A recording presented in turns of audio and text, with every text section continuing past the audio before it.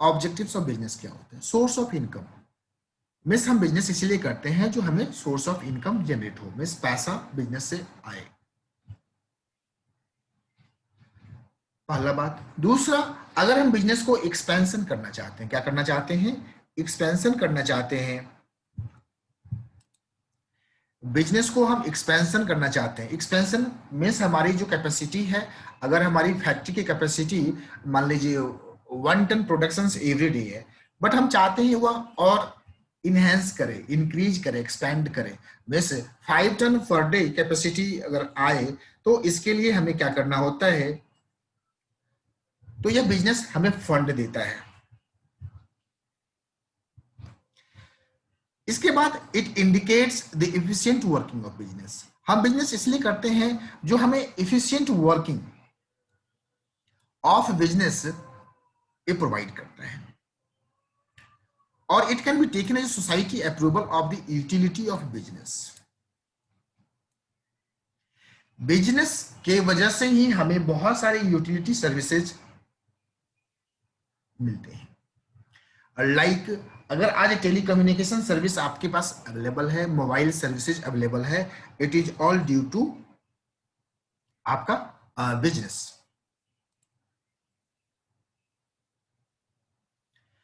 और ऑब्जेक्टिव्स ये भी होता है, रेपुटेशंस में से हर बिजनेसमैन का यह एम होता है या गोल होता है जो उनके बिजनेस का जो रेपुटेशंस है वह इंक्रीज करे।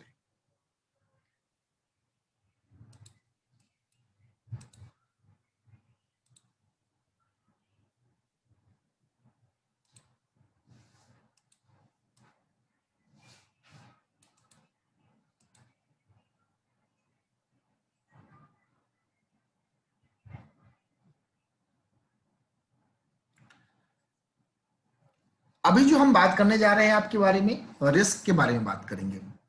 Business is associated with risk. उसको बोल देते यार, उसको पेमेंट गया क्या? नहीं गया तो शायद पता नहीं फेल कर गया क्या, पूछ के आओ तो कैश दे देना उसको।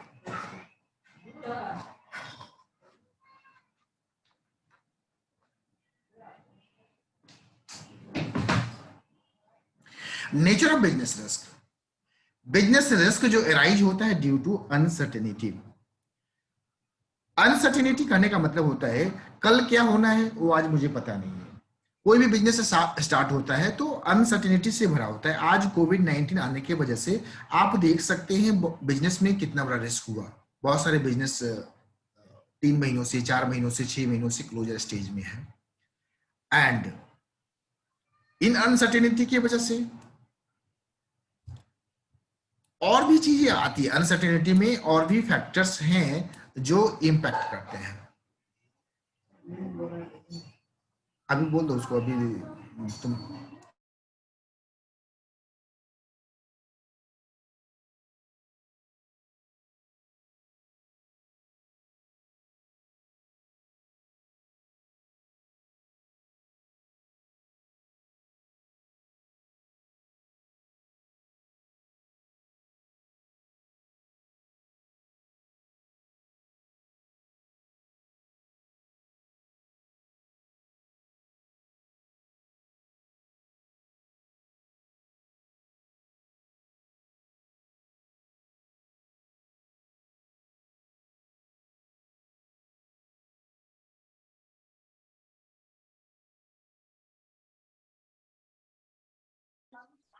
Sorry, sir, I can't hear you.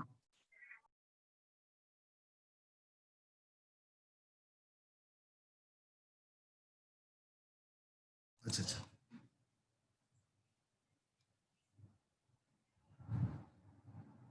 अब सुन पा रहे हैं? Yes, sir. ओके। तो ये जो रिस्क होता है अनसर्टेनिटी, एंड दूसरा risk is an essential part of every business. Business है तो रिस्क रहेगा ही। रिस्क इन्वायरमेंटल रिस्क भी होता है। इन्वायरमेंटल रिस्क के बारे में बात करते हैं। Environment, due to environment business risk से इंपैक्ट रहता है, क्योंकि जैसा कि जानते हैं हमारा इंडिया 4 मौसमों से 4 वेदर कंडीशंस है, और प्रत्येक वेदर कंडीशंस के हिसाब से कंपनियां मैन्युफैक्चरिंग करती है। बरसात के लिए छाता बनाती है, ठंड महीने के लिए वाटर हीटर बनाती है, और भी बहुत सारे गर्म करने वाले कपड़े क्लॉथ्स बनाते हैं। एंड जब हॉट वेदर होता है समर के लिए, कंपनियां जो है सो एसी बनाती है, कूलर बनाती है, फ्रिज है, और भी वेरियस इंस्ट्रूमेंट्स है, इलेक्ट्रिकल डिवाइसेज है। अगर वेदर कंडीशंस जो है अचानक से बदलाव हो जाता है, क्लाइमेट चेंज हो जाता है, तो वह कंपनियां जो मैन्युफैक्चरिंग की है उस वेदर के लिए वो सेल आउट नहीं हो पाता है। फॉर एग्जांपल दिस कोविड-19 में अप्रैल से लेके जुलाई तक या मार्च तक, अप्रैल से लेके मई महीने तक लॉकडाउन रहा, और जनरली जो एसी होते हैं या फिर कूलर होते हैं या इन महीनों में सेल आउट होता है।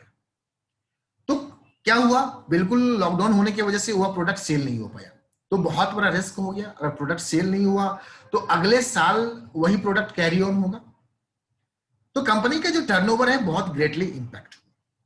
तो बिजनेस रिस्क से भरा हुआ रहता है, इन्वायरमेंटल, मौसम के वजह से भी रिस्क है, और टेक्नोलॉजी की वजह से भी रिस्क है, थ्रेट है any time. And government policy, अक्सर गवर्नमेंट पॉलिसी आने से भी बहुत बड़ा रिस्क आता है। जब जीएसटी का इंट्रोडक्शन हुआ तो अचानक से बिजनेस को एक रिस्क मिला। जीएसटी इंट्रोडक्शन से बहुत सारे ऐसे बिजनेस हाउसेस थे जहां पे जो अनरजिस्टर्ड थे उनके साथ ट्रेडिंग करना थोड़ा सा इम्पॉसिबल हो गया।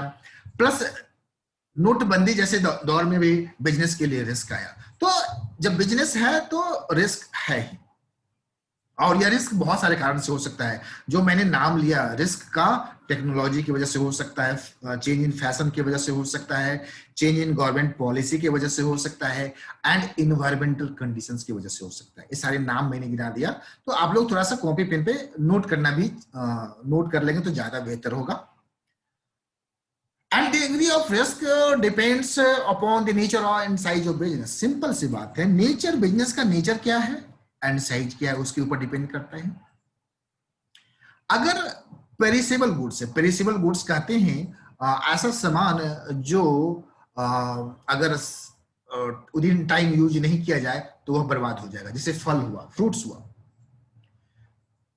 फ्रूट्स हुए, वेजिटेबल्स हुए, एंड ऐसे बहुत सारे प्रोडक्ट्स हैं। कुछ ऐसे कपड़े भी जो होते हैं अगर 1-2 साल तक सेल आउट नहीं हो तो वह कपड़े की जो लाइफ है वह खत्म हो जाता है, समाप्त हो जाता है।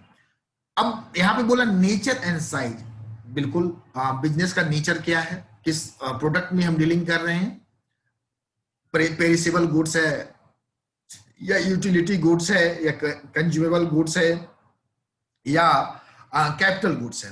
कैपिटल गुड्स क्या होता है, जो गुड्स किसी इंडस्ट्री को डेवलप करने के लिए पुनः यूज किया जाता है उसे हम कैपिटल गुड्स बोलते हैं।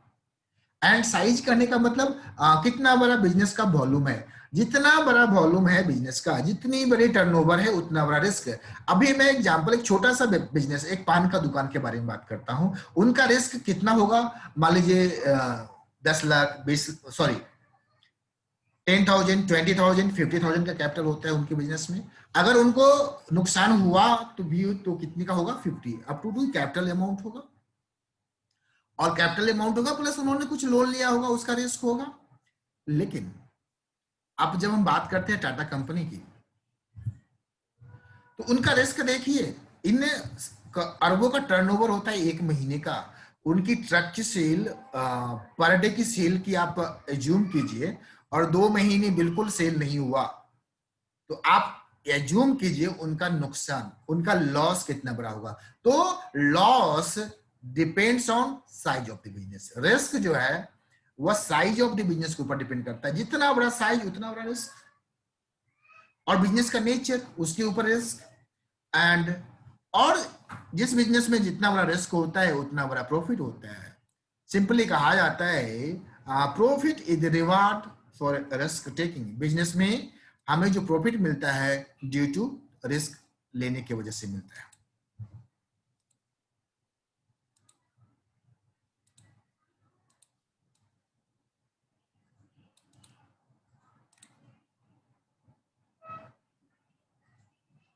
कॉज ऑफ बिजनेस रिस्क, अभी हम जस्ट बात कर रहे थे आपसे सर बिजनेस रिस्क का कॉज क्या हो सकता है।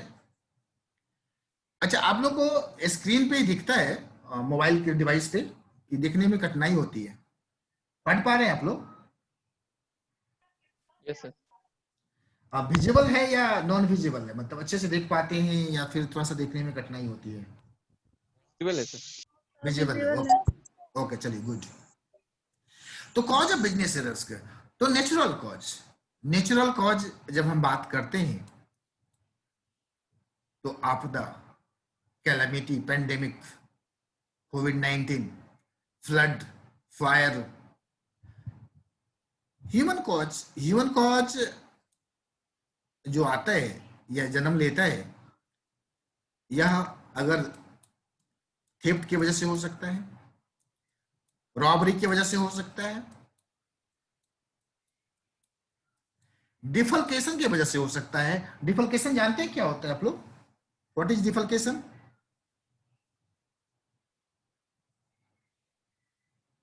डिफल्केशन, एनीवन?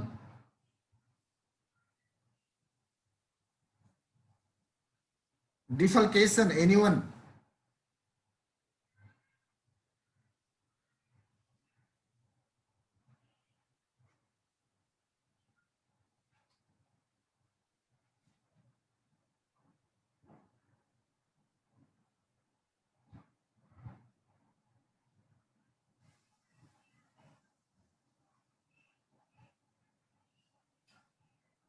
बता नहीं रहे आप लोग, बोलिए कुछ। डिफल्केशन में पूछ रहा हूं।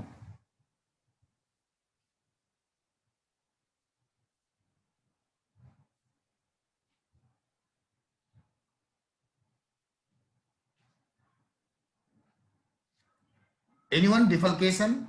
No one? Rohit? No sir. I don't. Okay, तो बोलना चाहिए, तो बस आप लोग रेस्पॉन्ड कीजिए please. Humble request to all of you. मुझे लगे मैं लाइव हूं, आप लोग लाइव है, मैं किसी लाइव प्राणी के साथ डील कर रहा हूं। आप लोग तो नॉन लिविंग थिंग्स जैसा बिहेव कर रहे हैं, मतलब कोई रेस्पॉन्ड नहीं करेंगे तो कैसे होगा? यस या नो में जवाब देना है भाई। डिफल्केशंस का मतलब होता है गबन, घोटाला, स्कैम। ये सारे बिजनेस हाउस, बैंकिंग सेक्टर में गबन हो जाता है, पैसा लोग लेते हैं। एम्प्लॉय जो है सो एम्प्लॉय पैसा लेके अगर मीन्स कहीं गलत जगह वह निकाल लेता है, शिफ्टिंग कर लेता है, बट संस्था को मालूम नहीं चलता है, कई सालों के ऑडिट के बाद मालूम चलता है। जैसे आपने जानते होंगे सृजन घोटाला भागलपुर शहर में हुआ था, या नीरव मोदी जैसे स्कैम हुए, तो बैंकिंग हाउस के लिए बहुत बड़ा नुकसान ही होता है। तो यह ह्यूमन कॉज है, मतलब हम ह्यूमन की वजह से जब बिजनेस में नुकसान दिया जाता है तो उसे बोलते हैं human cause. Economic cause, economic cause करने का मतलब होता है जो सरकार की पॉलिसी बदलने से जो बिजनेस में रिस्क आता है, गवर्नमेंट पॉलिसी, जीएसटी जैसे, जीएसटी का इंट्रोडक्शन, इनकम टैक्स में बदलाव, कानूनी प्रक्रिया में बदलाव, डिमोनेटाइजेशन जैसे फैक्टर्स। तो इकोनॉमिक कॉज हुए जहां पे मनी रिलेटेड मैटर्स के वजह से, सरकार की पॉलिसी की वजह से अगर कोई बिजनेस में थ्रेट आता है तो उसे हम इकोनॉमिक कॉज बोलते हैं। एंड अदर कॉजेज, अगर हम इकोनॉमिक कॉज अदर कॉजेज में गवर्नमेंट पॉलिसी को अगर रखते हैं यहाँ पे, तो आप देख सकते हैं बिहार में once upon a time liquor का खरीद और बिक्री जो था अलाउड था, बट 2015 दे हैव बैंड, उन्होंने बैन कर दिया लीकर का consumptions, productions and sale totally banned. तो परिणाम क्या हुआ? तो जो लोग भी बिजनेस लेकर के बिजनेस में थे तो उनके लिए बहुत बड़ा रिस्क हो गया ना, उनको दुकान बंद करना पड़ा, नया बिजनेस की तलाश करना पड़ा। तो ये बहुत बड़ा थ्रेट होता है, बहुत बड़ा रिस्क होता है। जो सरकार कुछ लाइसेंसिंग नॉर्म्स चेंज कर देती है, कुछ पॉलिसी बदल देती है, तो जिसकी वजह से भी बिजनेस में बहुत बड़ा रिस्क आता है। अभी तक हम लोगों ने जितना पढ़ाई किया, अगर किसी को कोई सवाल है तो पूछ सकते हैं, नहीं तो मैं कंटिन्यू करता रहूंगा। तो यूटिलिटी गुड्स क्या होते हैं? यूटिलिटी गुड्स, जो चीज हम कंजम्पशंस करते हैं, यूटिलिटी, पहला चीज यूटिलिटी गुड्स एंड सर्विस के बारे में बात कर लेते हैं। यूटिलिटी सर्विस जब बात करते हैं, यूटिलिटी बिल्स की बात होती है, इलेक्ट्रिसिटी हम कंज्यूम करते हैं, यूटिलिटी है। सर्विस यूटिलिटी सर्विस है। हम मोबाइल यूज करते हैं, ये यूटिलिटी गुड्स है।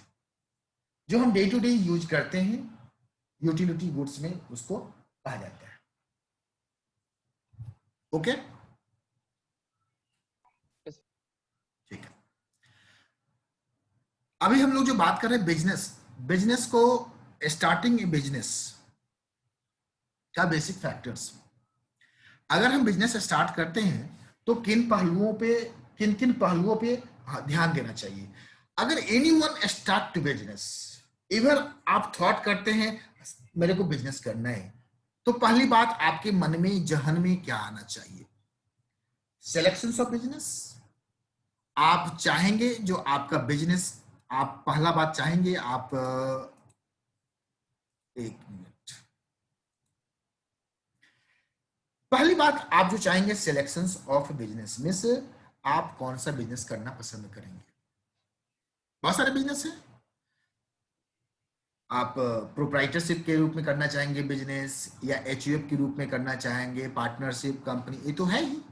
इसके अलावे अगर आप बिजनेस करना चाह रहे हैं तो किसका शॉप करेंगे, और शॉप करेंगे तो मैन्युफैक्चरिंग वाला करेंगे या आप ट्रेड करेंगे, और ट्रेड करेंगे तो होलसेल करेंगे कि रिटेल करेंगे कि डिस्ट्रीब्यूशन करेंगे कि स्टॉकिस्ट करेंगे, एक डिस्ट्रिक्ट लेवल पे करेंगे या स्टेट लेवल पे करेंगे या नेशनल लेवल पे करेंगे या इंटरनेशनल लेवल पे करेंगे। सिलेक्शन ऑफ बिजनेस, मोबाइल का दुकान करेंगे या कंप्यूटर का दुकान करेंगे कि कपड़े का दुकान करेंगे कि चाउमीन का दुकान करेंगे, रेस्टोरेंट करेंगे कि होटल करेंगे, this is selection of business.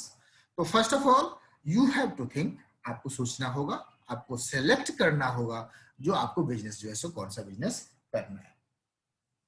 Size of the firm, size करने का जब बात करते हैं तो साइज ऑफ द फर्म मतलब आपका बिजनेस का जो वॉल्यूम होगा कितना बड़ा होगा। एक पान का दुकानदार भी, आप कई बड़े शहरों में जाएंगे तो 5 लाख 20 लाख रुपया लगा के पान का दुकान वो रखता है, एक पान वो 200 रुपए में बेचता है। तो साइज ऑफ द फर्म, आपका काम करने का जो, या रेस्टोरेंट खोलता है, एक रेस्टोरेंट जो खोलता है तो 5 लाख लगा के भी रेस्टोरेंट खोलता है और 50 लाख भी लगा के रेस्टोरेंट खोलता है और 5 करोड़ भी रेस्टोरेंट में लगाता है। तो साइज कितना बड़ा रेस्टोरेंट बिजनेस का, आप जो बिजनेस करने जा रहे हैं उसका साइज कितना बड़ा रखेंगे, कितना कैपिटल लगाएंगे। तो पहला सिलेक्शन ऑफ बिजनेस, दूसरा size of the firm, and तीसरा choice of form of ownership. Choice of form of ownership, ownership क्या होता है, जो अगर आप बिजनेस करना चाह रहे हैं तो कैसा बिजनेस करेंगे। अगर सोलो प्रोप्राइटरशिप, खुद मालिक रहेंगे, या किसी को पार्टनर बनाएंगे, या कंपनी के मोड में बिजनेस करेंगे। सर तो किन फैक्टर्स पे डिपेंड करता है choice of form of ownership, या डिपेंड करता है इन बातों पे। रिस्क, क्यों मैं रिस्क बता रहा तो बताता हूं। अगर आप रिस्क टेकर हैं, अगर आप चाहते हैं कंट्रोल एंड रिस्क, कंट्रोल पूरा का पूरा कंट्रोल आपके पास रहे, तो आप choice of firm sole proprietorship करेंगे। मींस कंट्रोल पूरा चाहते हैं, आप ही मालिक रहेंगे, आपका ही ऑर्डर चलेगा, जो प्रॉफिट कमाएंगे आप ही रखेंगे, तो this is called as choice of firm. तो आप प्रोप्राइटरशिप, सोल प्रोप्राइटरशिप का बिजनेस करेंगे। लेकिन जब आप जानते हैं नहीं इस बिजनेस में बहुत बड़ा रिस्क है, बहुत बड़ा रिस्क है, तो रिस्क क्या है, तो इस रिस्क को आप दूसरे को देना भी चाहेंगे, साथ में किसी को और साथ लेना चाहेंगे, तो इसके लिए आप पार्टनरशिप की बिजनेस करेंगे या कंपनी की बिजनेस करेंगे। रिस्क एंड कैपिटल, कैपिटल आप मान लीजिए एक गल्ले का बिजनेस करना चाहते हैं, कपड़े का बिजनेस करना चाहते हैं, बट कपड़े का मैन्युफैक्चरिंग करना चाहते हैं, दोनों में बहुत बड़ा कैपिटल का गैप है। मैन्युफैक्चरिंग करने के लिए आपको लैंड एक्विजिशंस करना होगा, फैक्ट्रियां बनानी होगी, बिल्डिंग बनानी होगी, रॉ मटेरियल खरीदना होगा, उसके एम्प्लॉई को सैलरी देना होगा, there is huge capital requirements. And so आपको जो है सो बड़े तो पार्टनरशिप से या कंपनी फॉर्म में आप बिजनेस करना पसंद करेंगे।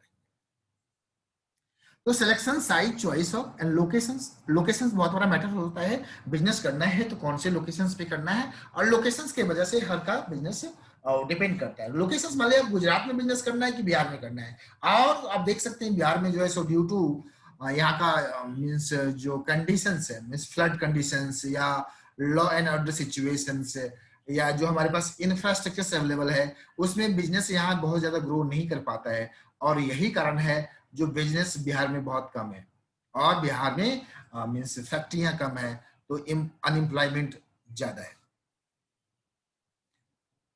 ऑल्दो गवर्नमेंट जॉब में बहुत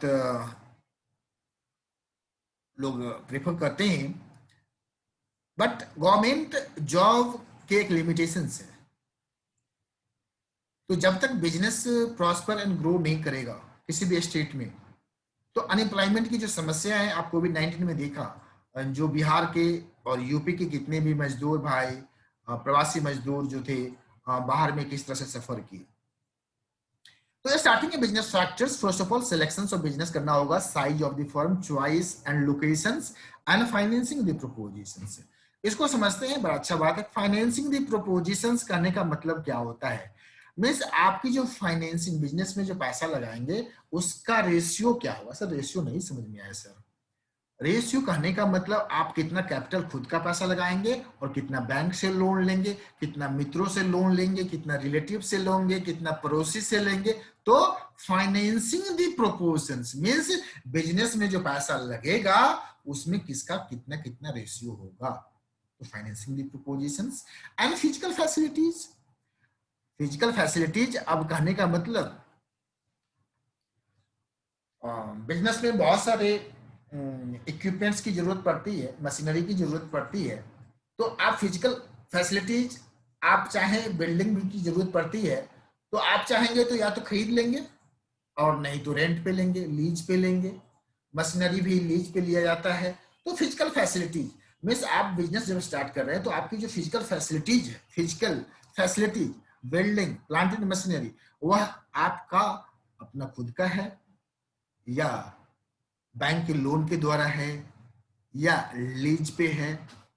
ये सारे बहुत सारे फैक्टर्स हैं स्टार्टिंग ए business, basic factors.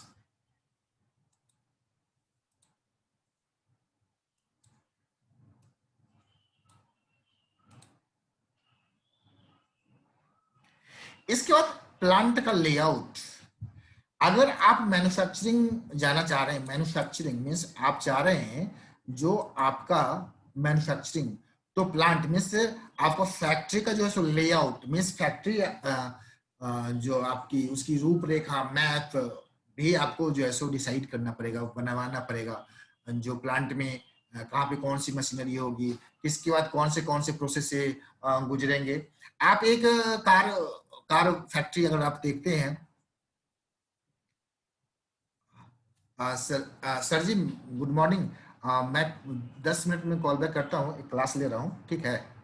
Hello, okay okay. तो plant layout and competent and plant layout करने का मतलब फैक्ट्री के अंदर में जो लेआउट है वह आपको डिसाइड करना पड़ेगा। एंड नॉट लिस्ट, मतलब लास्ट बट नॉट लिस्ट मैं कहना चाहूंगा वर्क फोर्स। टाटा कंपनी विश्वास करती है कंपिटेंट वर्कफोर्स में। और एक चीज आज मैं इंश्योर करना चाहता हूं, किसी भी इंडस्ट्री का ग्रोइंग जो फैक्टर्स है, उसका डेवलपमेंट जो फैक्टर्स है, it all depends on work force. उसकी एम्प्लॉय लेबर का मोरल कैसा है, कितना कमिटेड, कितना डेडिकेटेड, कितना डिवोशंस, उसके ऊपर डिपेंड करता है। अगर वर्कफोर्स सही नहीं होगा, लाख कंपनियां इन्वेस्टमेंट कर ले प्लांट एंड मशीनरी में, A1 क्लास की इंडस्ट्री लगा दे, बट अगर हमारे पास कमिटेड वर्कफोर्स नहीं है, कंपिटेंट वर्कफोर्स नहीं है, तो हमारी क्वालिटी ऑफ गुड्स जो है सो अच्छी प्रोडक्शन नहीं होगा, और अच्छे प्रोडक्शन नहीं होगा तो हमें जो बिजनेस में जो गुडविल मिलना चाहिए वह गुडविल नहीं मिलेगा। गुडविल कैसे मिलता है?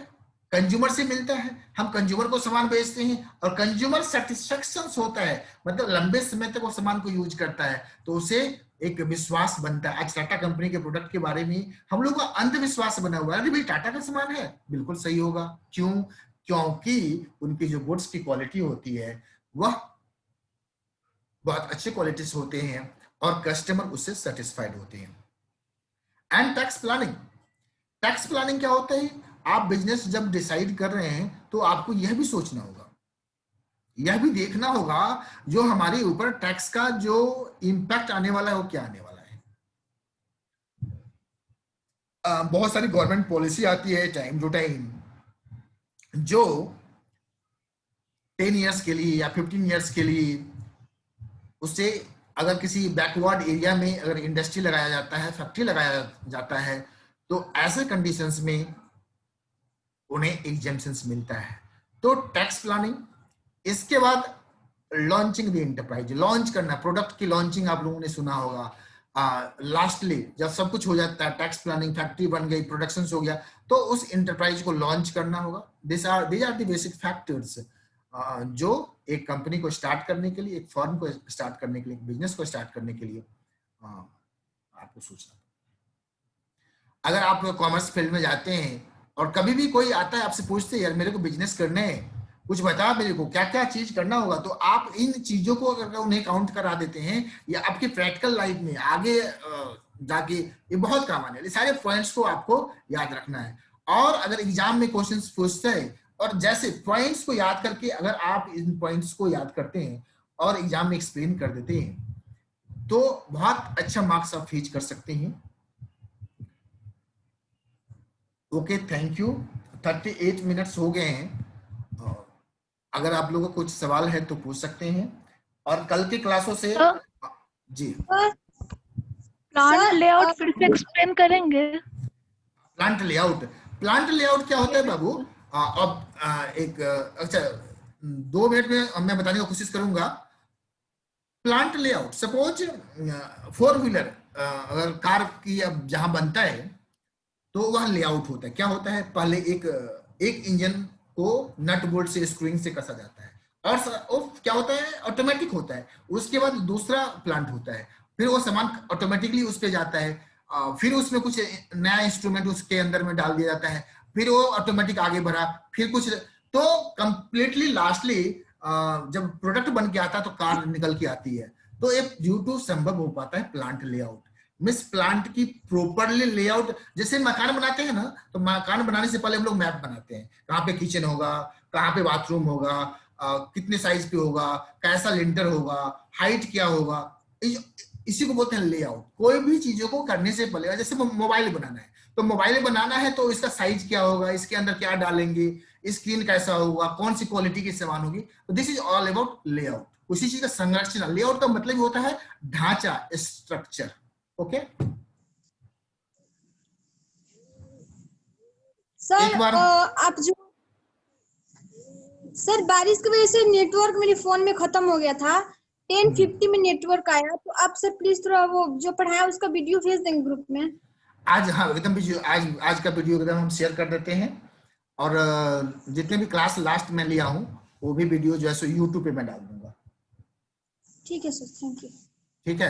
और कल से आप लोग जो क्लास ज्वाइन करेंगे, आज ग्रुप में एक नया आईडी अभी जस्ट मैं 5 से 10 मिनट के अंदर में डालता हूँ, जिसमें टाइम का लिमिटेशन से नहीं हुआ। सपोज जैसे आज क्या है, 1 से 2 सेकंड होते होते ऑटो कट हो जाएगा।